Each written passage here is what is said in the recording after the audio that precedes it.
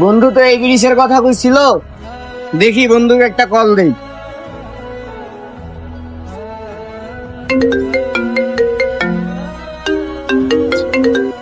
হ্যাঁ বন্ধু। বন্ধু তুই কই? এই তো আমি ওভার ব্রিজের আশেপাশেই আছি। তুই যে ব্রিজের কথা কইছিলি, আমি এই ব্রিজে দাঁড়ায় আছিস। এটা দেখ, আমার হাতে একটা ব্যাগ আছে। হ্যাঁ বন্ধু, আমি তোরে দেখছি, তুই এখানে দাঁড়া, আমি যাইতেছি। হ্যাঁ মামা শোন, অনেকদিন ধরে একটা মুরগি ফান্দাইছি অনলাইনে, অনেকদিন ধরে কথা বলতেছি, প্রায় মাসখানিক হবে।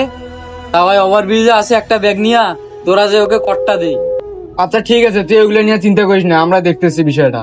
যা তাহলে তোরা। আচ্ছা।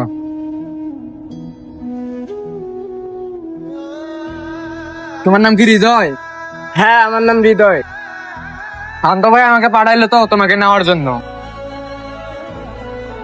আমি এত দূর থেকে আসলাম, ওই আসলো না। না ভাই, এক কাজে আটকে গেছে। আচ্ছা ঠিক আছে, চলো।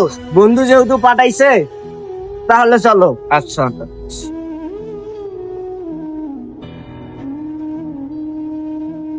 আচ্ছা ভাই, বন্ধু আরো কই আছে? আরে সামনেই, এত সামনে। আচ্ছা ঠিক আছে, চলো।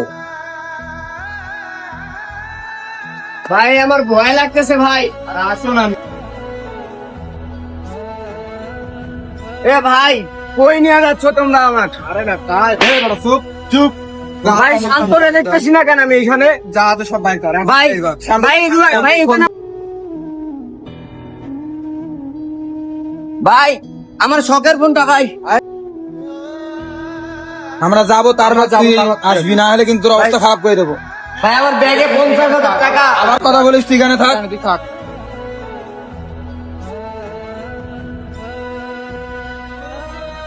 অনলাইনের বন্ধুত্ব ভাই কখনো বিশ্বাস করেন না, না হলে আমার মতো সেম অবস্থা আপনাদেরও হতে পারে। আমার এত দামি ফোন, আমার 50,000 টাকা ছিল ব্যাগে, সবগুলা নিয়ে ওটা চলে গেল। আজকাল বেশিরভাগ অনলাইনের বন্ধুত্ব এভাবেই চলতেছে। ভিডিওটা শুধুমাত্র বানানো হয়েছে যাতে এরকম প্রতারণায় কেউ না পড়ে। আর হ্যাঁ, ভিডিওটা ভালো লাগলে অবশ্যই লাইক, কমেন্ট, শেয়ার করে দিও। আল্লাহ হাফেজ।